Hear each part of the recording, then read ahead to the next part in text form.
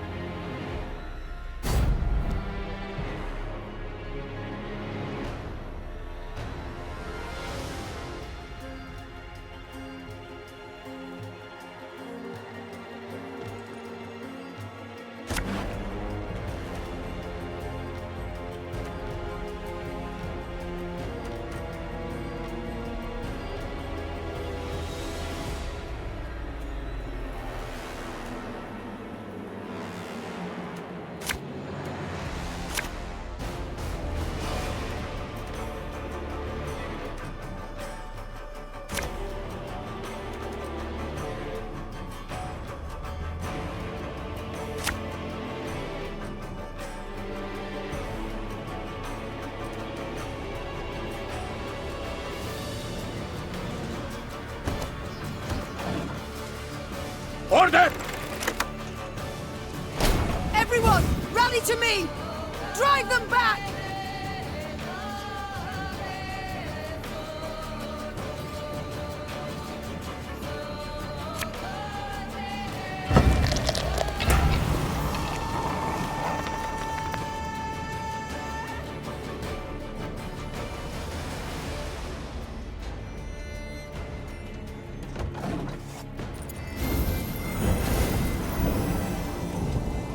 Alba!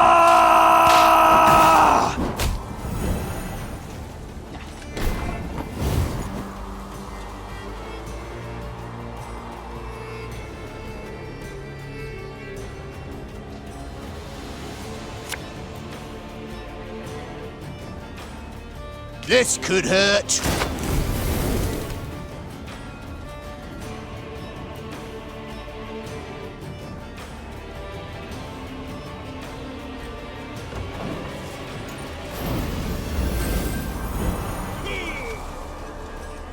Your life is mine now!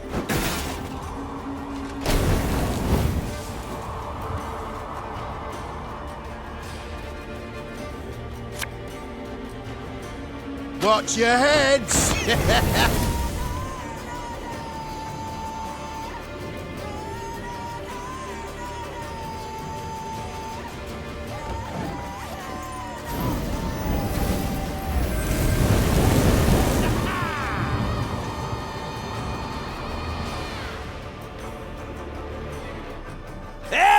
Gloire!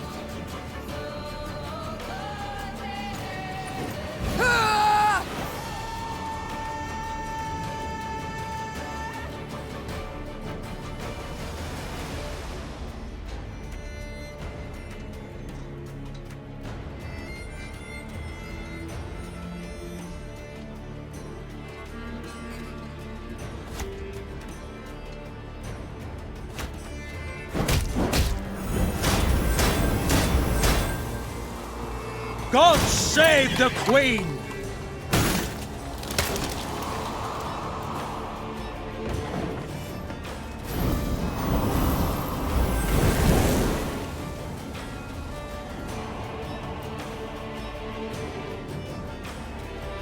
Wise choice.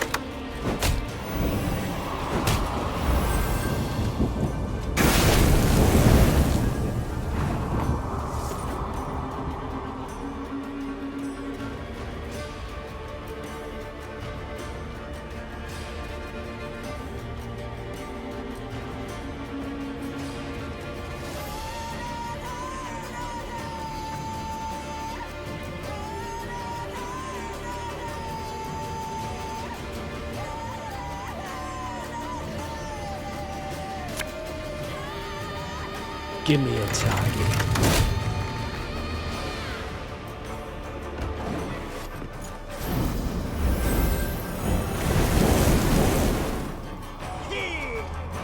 Trouver les gloires!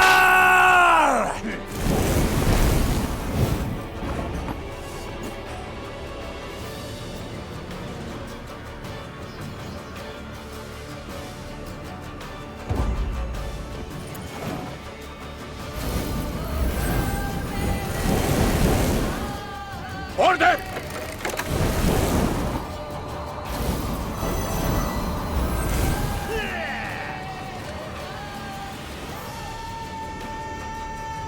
Alba!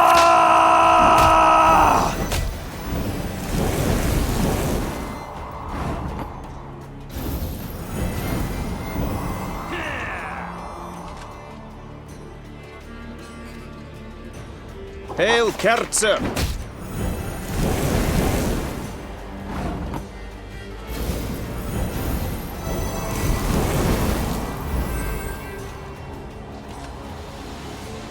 Desselat Zweifel!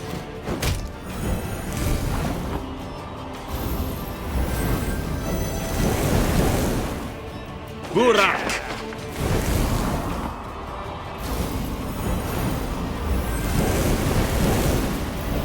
Elherzer!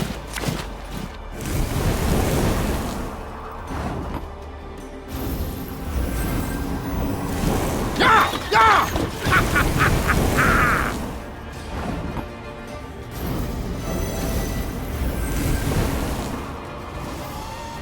Yes.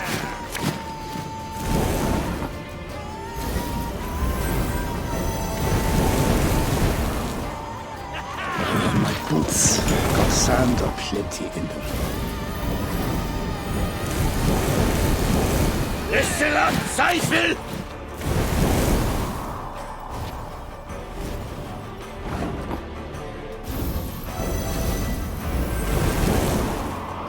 Hellcatzer!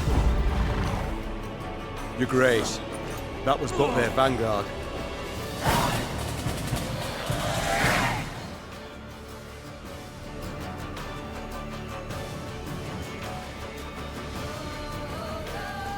Near the battle's end, Neve faced a black-clad officer.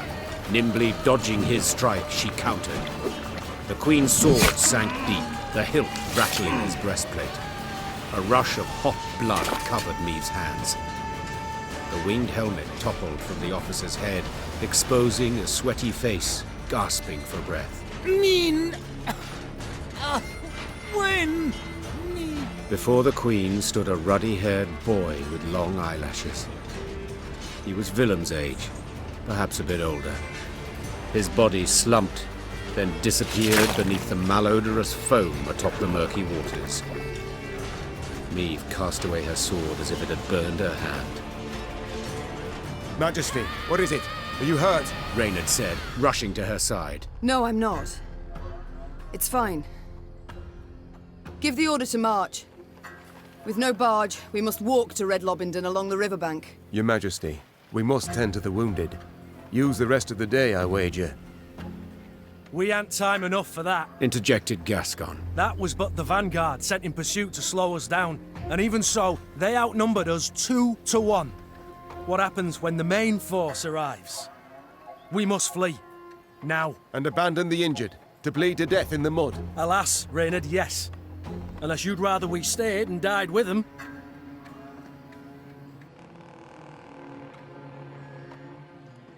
Gascon is right. Should Nilfgaard close the distance between us, we'll stand little chance. At least you've the sense to... But I would sooner perish than let my men rot in this accursed swamp. The medics will tend to all the wounded. Then, what will be, will be. I tell you what'll be. snarled Gascon. Ep die, he'll take a butcher's hook and gut you. Then hang you from Lyria capital's walls. Yet, if this be your wish...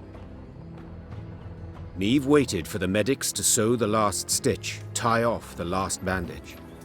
Only then did she order her force to move out. At the column's end, upon stretchers, lay those without the strength to walk, consumed by fever, dazed or unconscious, dying.